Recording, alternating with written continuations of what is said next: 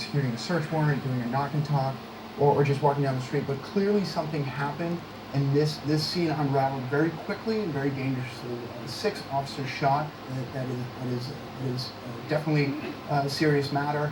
And now law enforcement is surging, coming to the scene. They're setting up a safety perimeter. They're evacuating citizens far away from the scene as possible, and they want to try to get a handle of this, take control of the scene, setting up that perimeter, establishing a command post. They're going to get all resources they need there on site from city, state, federal, crisis negotiators, SWAT team operators, hostage negotiators. Whatever it's going to take to try to de-escalate the situation is going to be critical right now. What does it say to you, Anthony? This has been going on now, and it's still ongoing. We heard that shots were just fired a little while ago for, what, at least an hour and a half. Yeah, well, as we know, the shooter has an advantage right now. He's in a building, he's able to take cover. Law enforcement's not able to exactly pinpoint him. I'm quite confident there are snipers sitting on rooftops right now trying to get a glimpse of this shooter to try to assess the situation from an elevated view, right? These are the way these situations unravel. And unfortunately for law enforcement, they never really know what they're walking up onto. And that's what makes their job so difficult. And if there is a police officer or more, a couple police officers in that house right now, that further complicates the situation. Absolutely, because if that is the case, then absolutely, that definitely elevates this to a very serious matter, and that'll really be passed off to the hands of the crisis hostage negotiators.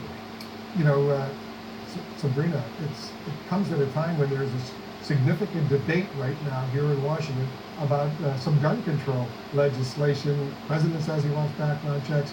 Mitch McConnell, the Senate Majority Leader, not so fast.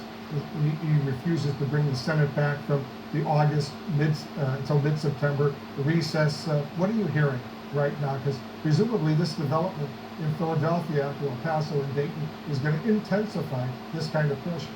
It absolutely will, and Senate Majority Leader Mitch McConnell has said that when Congress returns from its August recess, he anticipates there will be a debate over some form of stricter gun laws. He's said that he expects background checks and these so-called red flag bills will be part of that conversation. But the reality is that there's no indication that the two sides are any closer to some kind of agreement to actually expand background checks or put any new laws on the books, especially when you have fairly intense opposition from the NRA, and the president himself, despite saying he wants to see strong background checks, has been in daily consultation with the NRA and has not spelled out what exactly he wants to see.